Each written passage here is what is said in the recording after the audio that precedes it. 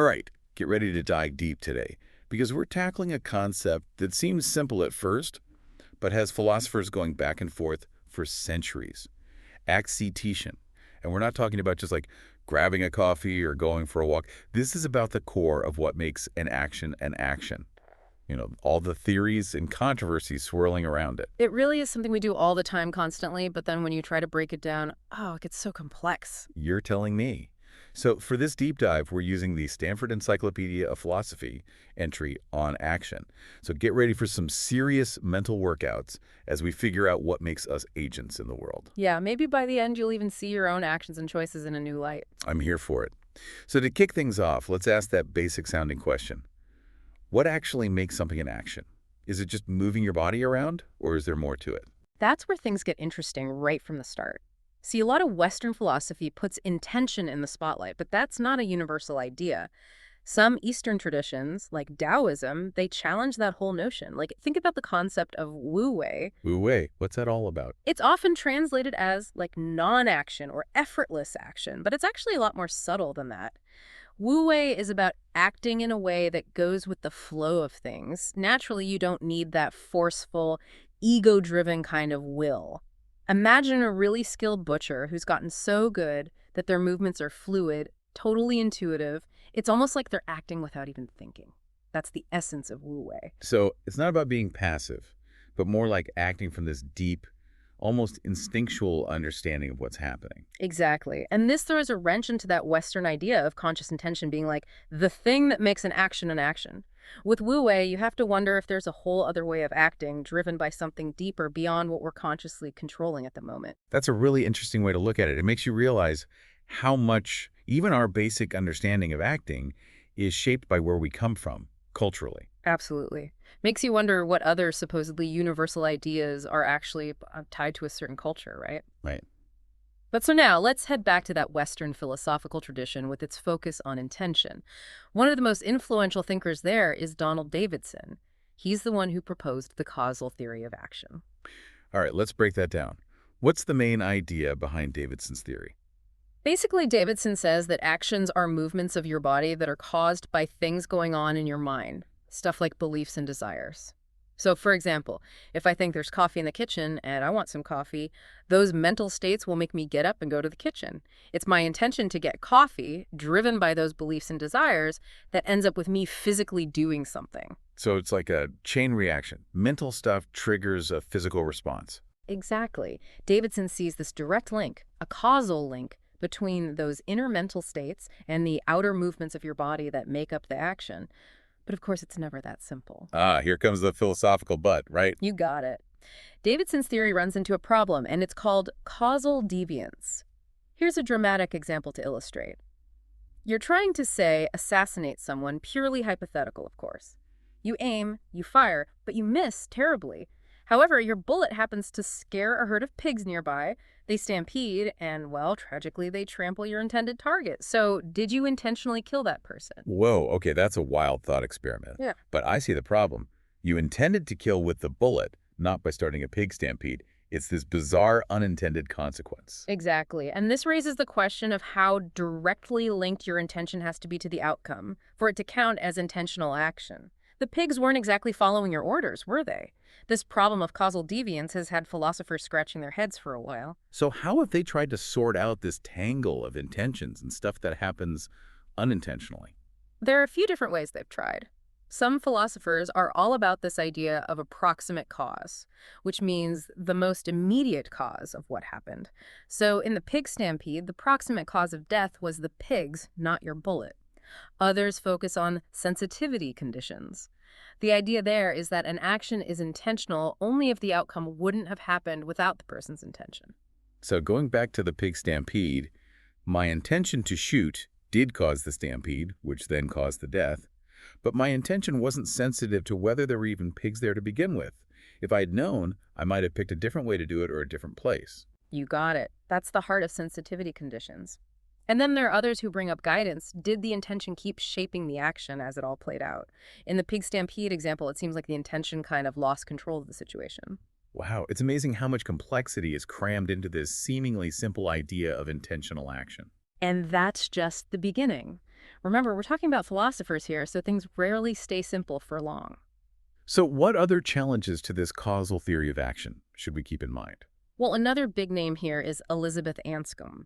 She comes at it from a different angle, putting the focus on the role of knowledge in action. Okay, I'm listening. How does Anscombe's view differ from that causal theory? Anscombe's argument is that when we do something intentionally, we have this special kind of knowledge about what we're doing, and it doesn't involve watching ourselves. Like, you don't need to look at your hand to know you're typing on a keyboard, right? That's true. I'm definitely not paying attention to every single key I press while we're talking. That's the kind of knowledge Anscombe's talking about, this direct, practical awareness of what you're doing in the moment. And she uses this idea to challenge that causal theory, saying it's not just about external causes leading to actions, but about the person's internal understanding of what they're up to. She even has a famous thought experiment to illustrate it. Ooh, I do love a good thought experiment. Hit me with it. It's called Anscombe's Special Why. She asks us to picture a man pumping water. Seems simple enough, right? But then you find out that the water he's pumping, it's poisoned. And he knows it's poisoned, and he knows he's pumping it to kill the people who'll drink it. Okay, that took a dark turn. Uh-huh.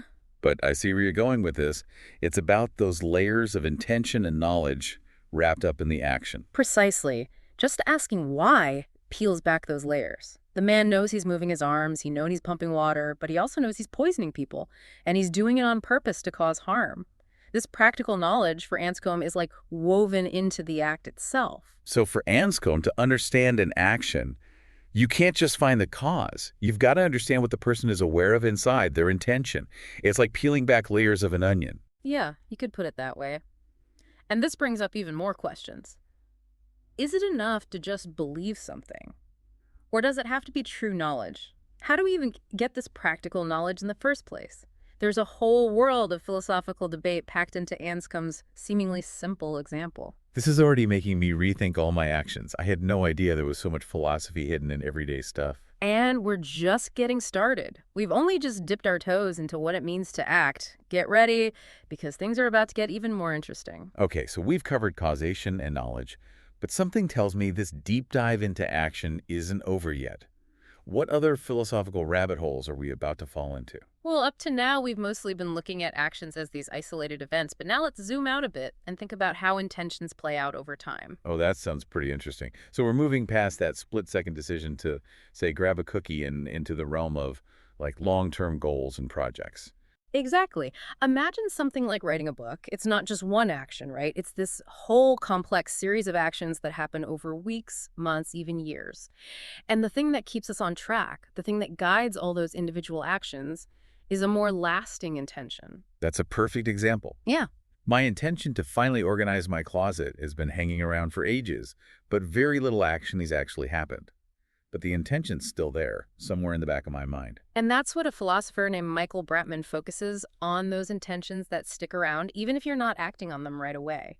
He says those future-directed intentions are super important for understanding how we act over time. They're not just about causing a single action, they're about coordinating all our plans and projects across time. So it's like those future-directed intentions are the framework that holds together all those smaller actions. Exactly. They help us stick to a plan even when we get distracted or tempted to do something else. Think about your intention to eat healthy. It might help you resist that extra slice of cake, even if a part of you really wants it. Okay, I can definitely relate to that. It's that struggle between wanting something right now and having long-term goals. But if we're always changing our plans and intentions, how can we really say those future-directed intentions are driving our actions? That's a really good question, and it gets to the core of some challenges people have with Bratman's view. Some philosophers say we can explain our actions over time just by using regular intentions and changing desires. We might decide to write a book, but then what we want changes, or we run into unexpected problems and we have to adjust our plans. So it's less about having these special future-directed intentions and more about just adapting to all the changes that happen in our lives. Yeah, that's one way to think about it. But no matter what the specifics are, Bratman's work shows us that our actions are often tied to these complicated plans and goals that shape our choices over longer periods of time.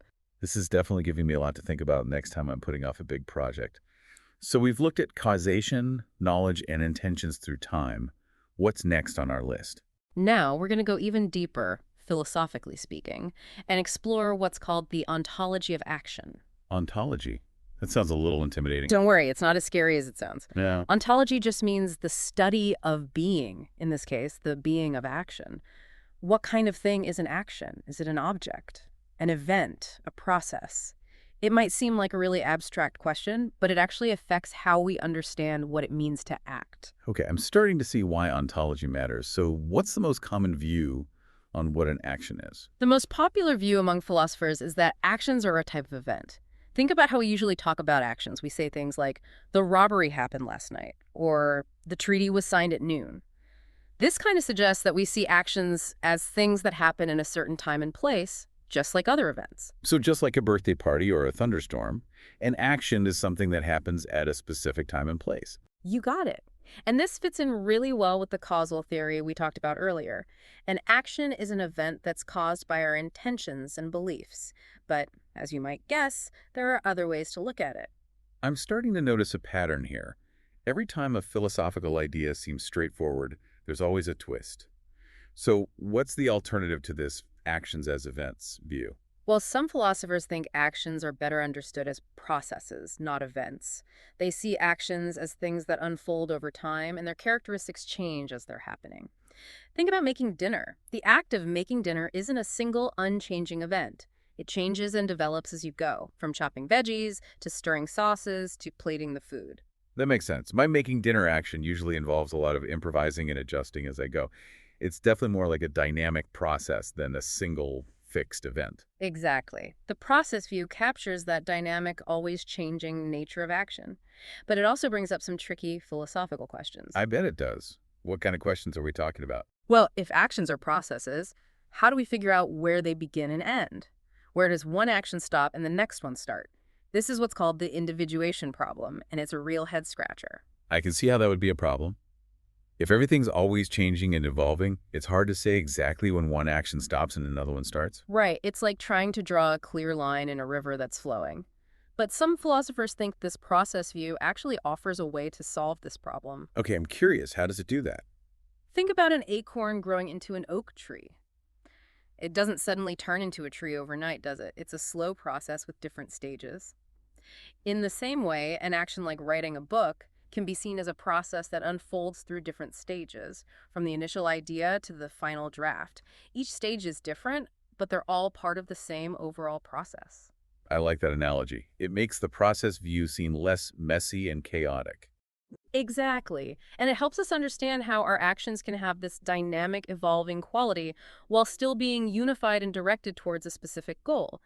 But this still leaves us with questions about the basic building blocks of action. Are there actions that are so fundamental, so basic, that we don't do them by doing something else? So, like, I brush my teeth by moving my hand. Right. But how do I even move my hand? Is there some even more basic action behind that? That's the puzzle. If every action needs another action to explain it, we could end up in this endless loop of actions with no starting point. So some philosophers say there have to be basic actions, these fundamental building blocks of agency that don't need any further explanation. That makes sense. It's like trying to find the smallest possible Lego piece. But what are these mysterious basic actions? Are we talking about simple physical movements like flexing a muscle or blinking? That's one possibility, but there's debate about whether those are truly basic or if they're made up of even more fundamental actions, like tryings. After all, you can try to move your arm even if it's paralyzed and doesn't actually move. So the argument is about what we consider to be the most basic unit of agency, the point where we can't break down an action any further. Precisely. It's a complex question, and there are different ideas about how to define basicness when it comes to action. But the fact that we're even having this conversation shows just how much depth there is to this simple word, action. But there's another important distinction we need to make when we're talking about action, and it goes all the way back to Aristotle. Oh, what's that? It's the difference between making and doing. Making versus doing. Tell me more. So Aristotle said that making, what he called poiesis, is about creating something outside of the person doing the action. Building a house, baking a cake, writing a poem. These are all examples of poiesis. The focus is on the final product, the thing you're creating. So if I decided to make a delicious dinner, that would fall under poiesis? Exactly. The goal is to bring that amazing meal into existence. But Aristotle contrasts this with doing, or praxis, which is something you do for its own sake. Think about things like getting married, taking a walk in nature, or having a philosophical debate. Okay, so those actions aren't about producing something or achieving a specific outcome. They're about the inherent value of the activity itself. Exactly. With praxis, the value is in the doing, not in creating something separate from the action. Aristotle thought that praxis was really important for humans to thrive because it let us use our virtues and strive for excellence in the actions themselves. This makes me think about all the things we do in a day and how they fit into these categories. It's a whole new way to look at my to-do list. I might need to change my priorities if I'm too focused on making and not enough on doing. That's a great insight. The difference between poiesis and praxis highlights how the intention behind our actions changes their meaning and value. Are we trying to achieve some goal outside of ourselves, or are we doing something for its own worth? But this brings us to an even bigger question about action. A question that goes beyond individual acts and gets into the heart of what motivates us as humans. All right, I'm ready to go deeper. What's this big question about action that we need to tackle? We've been digging into the nuts and bolts of action and different categories of action, but now let's zoom out even further. Let's ask this really fundamental question. Does action even have an ultimate goal? Is there some big overarching purpose behind everything we do, something we're all going for, even if we don't realize it, no matter what our specific goals are for individual actions? Okay, so instead of asking, why am I making this sandwich? We're asking, why do we do anything at all? That's getting pretty existential. It is. It gets to the heart of this debate about whether actions have something called a constitutive aim. Some philosophers say that any action we do intentionally, just by its nature, is aimed at some ultimate good, some ultimate end. So it's like there's this deeper level of motivation underneath all our choices, even if we're not aware of it consciously. Exactly. And that idea can help us understand why some actions, even if they achieve those specific goals we had in mind, might still feel like failures, like on a deeper level. Imagine someone spending their whole life trying to be famous and rich, and they get there, they become a celebrity with tons of money, but they end up totally miserable because none of it really fulfills them. Yeah, that's a classic story. We've all seen those people who achieve worldly success but seem to lose themselves in the process. Right, and that idea of a constitutive aim helps explain that. They might have reached the goals they were aiming for, but they might have missed something more fundamental, something Right. that all our actions are ultimately going for, whether we know it or not. This is really interesting. So what are some of the ideas for this ultimate aim of action? What have philosophers suggested as this underlying goal? Well, happiness is a classic one. The idea is that all our actions, even the ones that seem self-destructive, are ultimately attempts to be happy, even if we're going about it the wrong way. Other ideas that have been put forward are self-understanding, autonomy, self-creation even, like Nietzsche famously said, the will to power. That's quite a variety. But this idea that all our actions are driven by a single goal, it seems a bit too simple, doesn't it? Our motivations are probably way more complex than that. You're right to be skeptical. Not all philosophers buy into this whole constitutive aim thing. Some argue that it's oversimplifying things, trying to reduce all our different, often conflicting motivations to one big aim. We're complicated beings, after all, and the reasons we do things can be incredibly nuanced and multifaceted. It sounds like there's a lot of disagreement about what really motivates us to act. There is. But even if we can't all agree on one single, universal constitutive aim, even just having this debate shows us that the concept of action is so much richer and deeper than we might think at first. It's not just about external things causing us to move our bodies. It's about our inner world, our beliefs, desires, intentions, maybe even unconscious drives that are shaping our choices and actions. It's definitely making me think about my own motivations, what really drives me. It feels like this deep dive into action is a deep dive into the self. But before we finish up, there's one more thing about action we should touch on, something that's often overlooked but brings up some really interesting philosophical puzzles. You're talking about the whole mystery of not doing, right? Exactly. Can we actually act by not acting? Can intentionally not doing something or holding back from doing something count as real action? Seems kind of counterintuitive, but I'm starting to think there's more to it than we might think. It definitely makes you think. The traditional view is that actions are things we do in the world, positive events. But imagine this, you're at a party and someone tells a really bad joke. You manage to not groan or roll your eyes. You're actively not reacting, and that takes effort, and intention. That's a great example. It's like an act of self-control. You're consciously choosing not to do something. Exactly. Yeah. And that challenges this idea that actions are just these positive happenings. It suggests that our agency, that ability to act in the world, can be shown in both doing and not doing, in both doing things and holding back. But that must be a challenge for those theories of action we discussed, right? If actions are all about cause and effect, our mental states causing our bodies to move, how do we explain not moving? How do we explain the causation of an absence of movement? Yeah, that's a big obstacle for those who believe in the causal theory. Some try to argue that even though these not doings are absences, they still have a cause. Your intention to not react to the bad joke, that can be seen as the cause of you holding back from groaning. Others say we need to change how we define an event. Maybe these not doings aren't just absences, but their own special kind of event. So it seems like philosophers are still figuring out how these intentional not doings fit into our whole understanding of action. It's amazing how much complexity there is in even the simplest choices we make. It really is. And it makes us ask these really interesting questions about the limits of our agency. If we can intentionally not do things, what does that tell us about how much control we have over our own behavior, our thoughts, or impulses? But this leads us to one final question, maybe the most mind-boggling one. What about animals? Can they really act in the same way we do? Do they have intentionality, agency? That's a great question. I've always wondered how animal behavior compares to human action. We tend to think humans are unique in our ability to act rationally and intentionally, but is that really true? That's a debate that's been going on among philosophers for ages. Some say that animals are purely driven by instinct and don't have the capacity for real intentional action.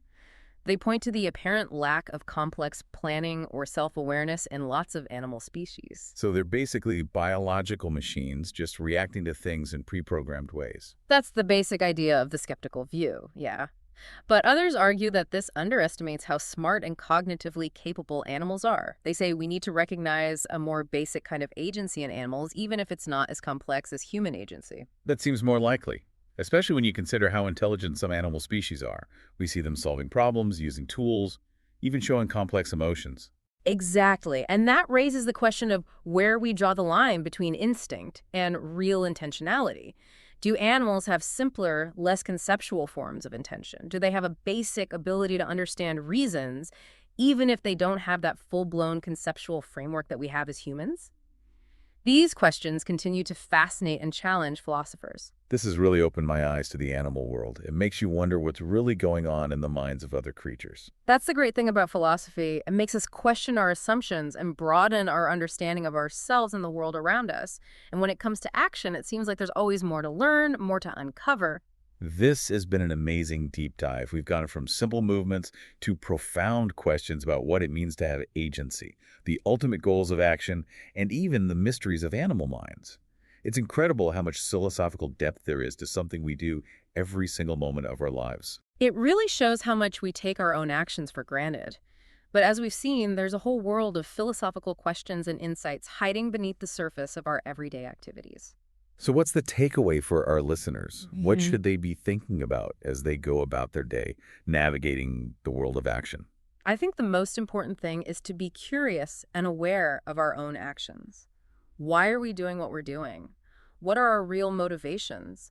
Are our actions aligned with our values and goals? These questions might not have easy answers, but just asking them can be a powerful first step toward living a more intentional and fulfilling life. That's a great point, and I think it connects back to one of the key ideas we found exploring Eastern philosophy. The true action is often effortless, coming from a deep understanding of ourselves and the world we live in. Absolutely. It reminds us that sometimes the most powerful actions are the ones that come naturally from a place of clarity and purpose. Thank you so much for taking us on this incredible journey into the philosophy of action. I know I'll never look at my own actions the same way again. It's been a pleasure. And to our listeners, keep those minds working, keep asking those questions, and who knows what other philosophical adventures you'll find.